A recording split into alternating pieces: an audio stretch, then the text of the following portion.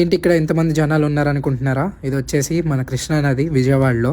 ఎప్పుడో 15 ఏళ్ల క్రితం 2009లో ఇలాంటి వరదలు వచ్చాయి. మళ్ళీ ఇప్పుడే 2024లో ఇది వచ్చేసి వారధి దగ్గర రివర్ ఫ్రంట్ ఏరియాలో. మీరు అక్కడ చూసినట్లయితే గేదెలు కూడా ఆ ప్రవాహానికి కొట్టుకెళ్లిపోతున్నాయి. వాటిని కాపాడడానికి ఎవరు లేరు. ఈ ఫ్లడ్ ప్రొటెక్షన్ వాల్ ఏదైతే ఉందో విజయవాడ ప్రజలకు చాలా అంటే చాలా సహాయపడింది. సో మీరు కనుక చూసినట్లయితే నీళ్లు 20 మీటర్లు ఎత్తుకొచ్చేసాయి. నేను విజయవాడలో 21 సంవత్సరాల నుండి ఉంటున్నా, కానీ ఎప్పుడు ఇంత దారుణంగా చూడలేదు పరిస్థితి.